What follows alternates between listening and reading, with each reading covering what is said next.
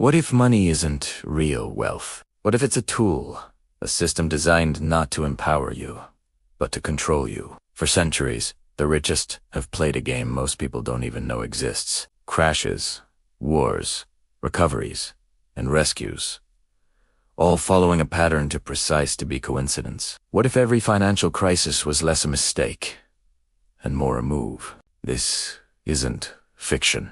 It's history, and it's still happening. Welcome to the elite's money game. Origins: when money became power, it started with gold, simple, scarce, and valuable. But gold was heavy, hard to move, and harder to control. So, bankers created something revolutionary. Paper promises. These notes represented gold stored in vaults. But soon, they discovered they could issue more paper than gold they actually had.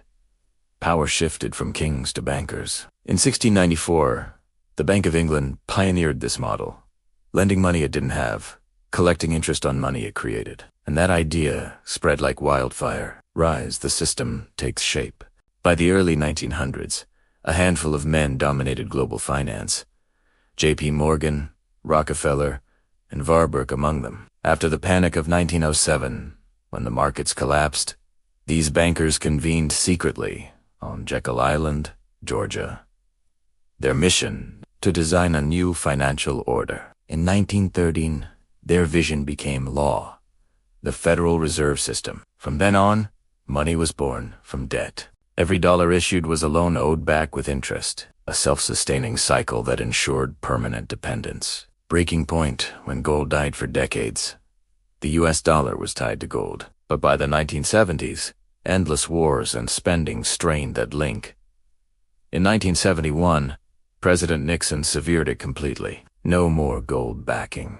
Money became faith, printed endlessly, controlled centrally, backed by nothing tangible. That decision changed everything. It allowed governments to borrow without limits and elites to multiply wealth through inflation and speculation. Fallout and failed fixes the result.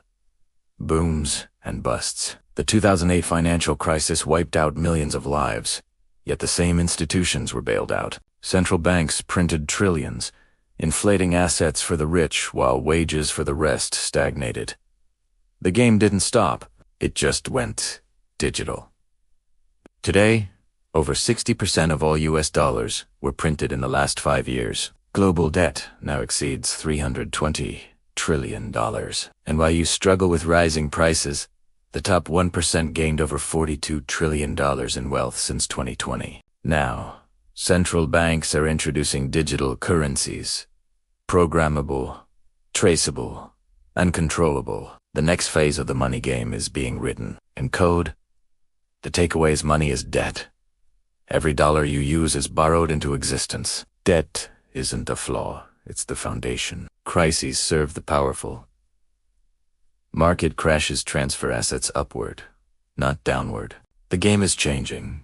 Digital money means ultimate control over spending, saving, and even freedom. The question isn't whether the system is fair, it's whether you'll keep playing by its rules. If you want to understand how power really moves through money, subscribe, share, and stay curious. Because the more people who see the board, the fewer pawns there will be in the elite's money game.